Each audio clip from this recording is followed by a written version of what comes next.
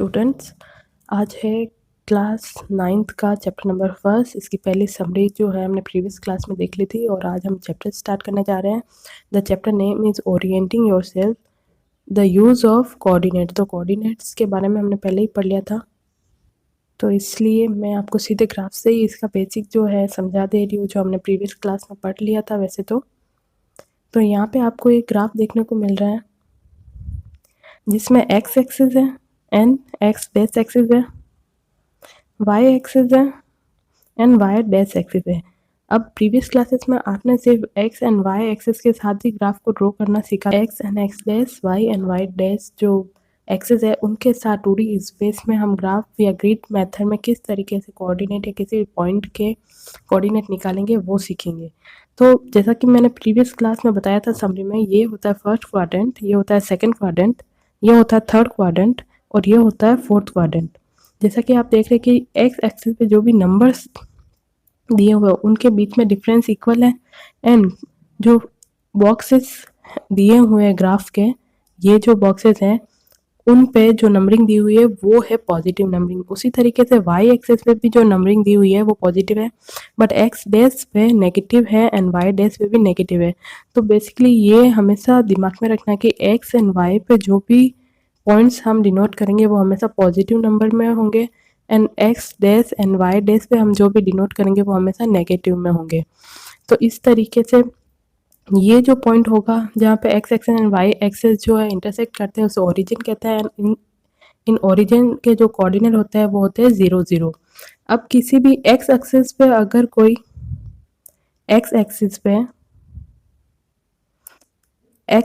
अगर कोई कोऑर्डिनेट होगा तो उनके कोऑर्डिनेट x, 0 बनेंगे।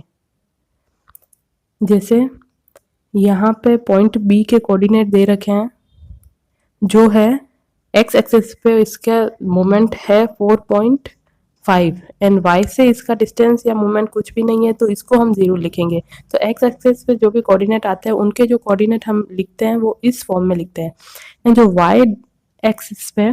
वाई एक्सिस पे कोऑर्डिनेट लिखते हैं वो होते हैं 0, y, यानी कि x से उसका डिस्टेंस या यूनिट 0 होता है एंड y पे उसका जितना भी डिस्टेंस होता है वो इस तरीके से सेकेंड प्लेस पे लिखा जाता है। अब जो फर्स्ट क्वाड्रेंट में जो भी नंबर्स होते हैं वो पॉजिटिव होते हैं तो उसके जो कोऑर्डिनेट्स होंगे वो दोनों ही पॉजिटिव होंगे।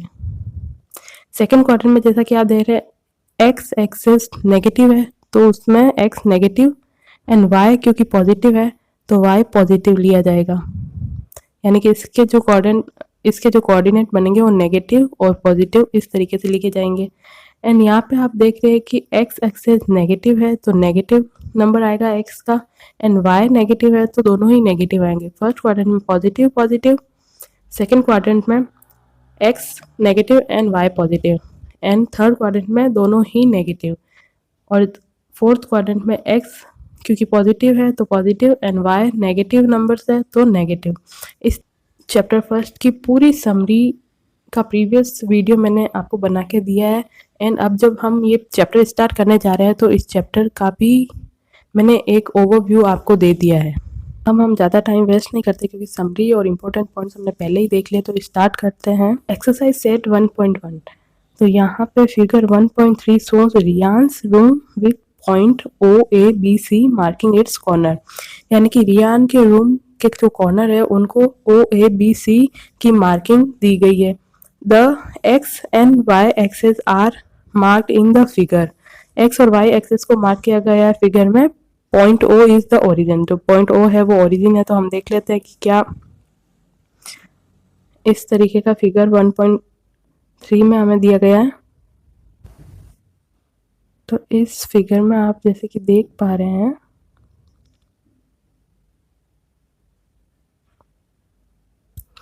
यहाँ पे ओरिजिन O है एंड A है, B एंड C, इनके कोऑर्डिनेट इनके साथ ही लिखे गए हैं और ये है रियान का रूम जिसको OAB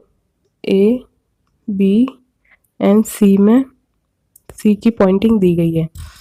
अब यहाँ पे कुछ क्वेश्चंस इससे रिलेटेड पूछे गए हैं जिसका हमें आंसर करना है।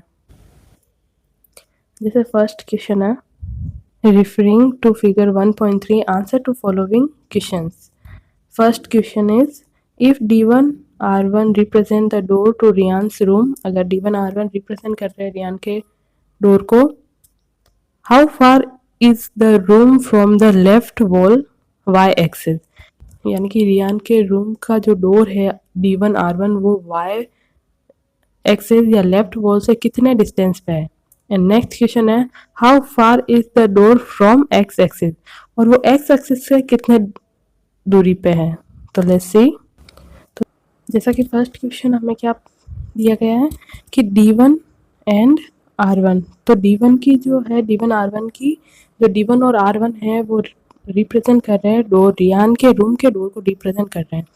तो distance from the left wall, distance from the left wall यानी कि वाई एक्सिस, यहाँ से डोर का डिस्टेंस कितना है। तो हमें पता है कि D1 का एक्स एक्सिस पे कोऑर्डिनेट क्या बन रहा है 8, तो डिस्टेंस कितना होगा 8 यूनिट, 8 यूनिट। फर्स्ट क्वेश्चन का आंसर मिल गया। अब सेकंड क्वेश्चन क्या पूछा था हमें कि distance from the x axis, तो डिस्टेंस ये वाई एक्सिस से तो इसका डिफरेंस 8 यूनिट है, बट क्योंकि ये एक्स एक्सिस पे ही लाई कर रहा है, अगर ये D1 जो पॉइंट है डोर का वो एक्स एक्सिस पे ही लाई कर रहा है, तो एक्स एक्सिस से इसका डिस्टेंस कितना होगा 0 यूनिट।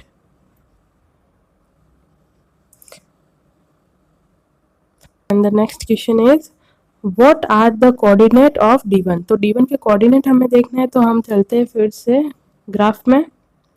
D1 के कोऑर्डिनेट क्या बन रहे हैं, तो क्योंकि हम देख पा रहे हैं कि D1 जो है, D1 जो पॉइंट है वो है एक्स एक्सिस पे, तो एक्स एक्सिस के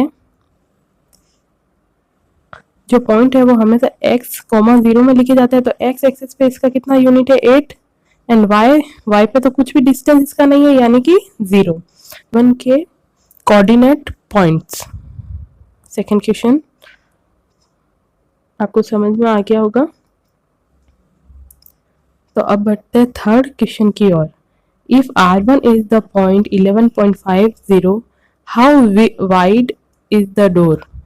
Do you think this is a comfortable width for the room door? If a person in a wheelchair wants to enter the room, will she or he be able to do so easily? तो third question है कि R1 is the point, R1 का point दे रखा है और ये room का door का विड्थ है। तो थर्ड क्वेश्चन में बेसिकली ये पूछा है कि ये रूम के डोर का विड्थ क्या है, और क्या एक व्हील चेयर पर बैठा हुआ इंसान भी इजीली उस डोर के विड्थ से एंटर कर सकता है रूम के अंदर। तो लेट्स सी, हम देखते हैं ग्राफ के अंदर फिर से। तो क्वेश्चन में पूछा गया था कि रूम के डोर की विड्थ क्या है, यानी कि रूम के डोर की चौड़ाई क्या है। तो हम क्या करेंगे कि हमें पता है कि R1 का जो एक्स एक्सिस से, R1 का ओरिजिन से जो डिस्टेंस है वो 11.5 है, एंड D1 का जो डिस्टेंस है वो 8 यूनिट है।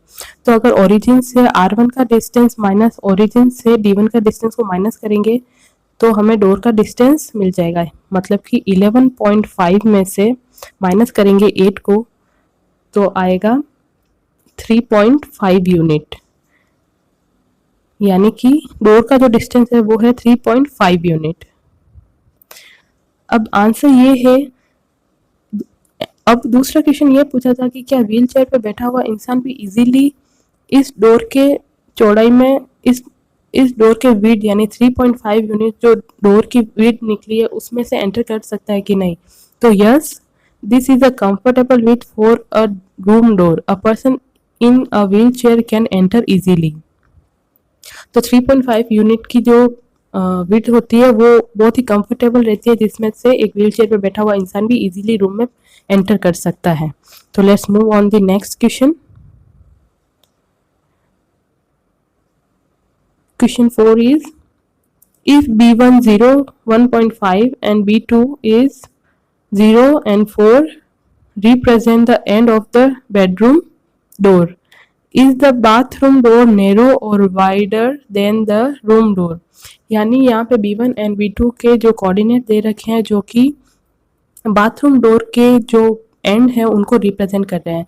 तो यहाँ पे पूछा गया है कि बाथरूम डोर और बेडरूम डोर है उनमें कितना डिफरेंस है और कौन सा डोर जो है नैरो है। तो हम पता लगाते हैं, हम चलते हैं ग्राफ की तरफ फिर से। तो बेसिकली थर्ड क्वेश्चन में हमें B1 एंड B2 के जो कोऑर्डिनेट पॉइंट है वो दिए गए हैं, जो कि है बाथरूम के डोर के एंड पॉइंट। एंड हमें ये पूछा गया है कि बाथरूम के डोर एंड रूम के डोर में से कौन सा डोर नैरो विड्थ का है एंड कौन वाइडर विड्थ का है। तो हमने रूम के डोर का तो विड्थ पहले ही पता लगा लिया था, जो कि था 3.5 यूनिट। एंड अब हमें सिर्फ ये पता लगाना है कि बाथरूम के डोर का जो विड्थ है वो कितना है। तो बाथरूम के कोऑर्डिनेट्स, बाथरूम के डोर के जो कोऑर्डिनेट है B1 एंड B2, उनके हमें कोऑर्डिनेट पॉइंट्स दे रखे हैं। B1 का है 0 एंड 1.5 एंड B2 का है 0,4। तो हम B2 माइनस अगर B1 करें, B2 माइनस B1 करें तो हमें बाथरूम के डोर का जो डिस्टेंस है वो हमें मिल जाएगा कि बाथरूम का डोर कितना विड्थ का डोर है। तो B2 माइनस B1 करेंगे तो बाथरूम के डोर का जो डिस्टेंस है वो हमें मिल जाएगा, यानी कि 4 माइनस 1.5 करेंगे तो हमें मिलेगा 2.5। एंड हमें पहले से ही रूम के डोर का विड्थ पता है 3.5, तो 3.5 ग्रेटर देन है 2.5 के, यानी कि जो बाथरूम का डोर है वो नैरो है रूम के डोर से। तो यहाँ तक आपको समझ आ गया है, तो हम आगे बढ़ते हैं। नेक्स्ट हम देख लेते हैं थिंक एंड रिफ्लेक्ट, यानी कि आपको एक्सरसाइज क्वेश्चन सॉल्व करने के बाद यहाँ पे आपको एक माइंड बेस्ड एक्टिविटी या क्वेश्चन दिए हुए हैं जिनको आपको सोच समझ के आंसर करना है। तो the first question is what are the standard width for a room door, look around your home and in school, यानी कि आपको अपने रूम या घर के डोर, रूम के डोर को देखना है, स्कूल के डोर को देखना है कि क्या एक स्टैंडर्ड विड्थ हो सकती है एक डोर की जिसमें से कोई भी पर्सन इजीली एंटर कर सकता है। तो जो स्टैंडर्ड विड्थ होती है किसी भी डोर की वो होती है 0.8 मीटर से 1 मीटर तक, यानी अगर इसको सेंटीमीटर में मैं कन्वर्ट करूँ तो होगा 80 सेंटीमीटर टू 100 सेंटीमीटर। ये एक स्टैंडर्ड रूम डोर की विड्थ मानी जाती है। तो यहाँ पे सेकंड क्वेश्चन दे रखा है are the door in your school suitable for people in wheelchair. तो आपके स्कूल के जो रूम के डोर होते हैं क्लासरूम के, वहाँ पे आपको देखना है कि क्या रूम का विड्थ इन स्टैंडर्ड फॉर्म के अंदर आता है या नहीं, तो ही वो स्टैंडर्ड होगा, ताकि उस डोर में से रूम के अंदर इजीली एंटर कर सके। तो अगर आपके स्कूल या होम का जो डोर है उसका विड्थ 0.8 मीटर से 1 मीटर के बीच में आता है तो वो सुटेबल होगा व्हील चेयर पे बैठे हुए पर्सन के लिए भी। तो एक्सरसाइज 1.1 हमने यहाँ पे कंप्लीट कर लिया। आई होप आपको समझ में आई होगी, अगर नहीं आई है तो एक बार फिर से summary classes and second part of the chapter यानी कि टुडेज क्लास आपको वापस रिवाइंड करके देख लेनी है।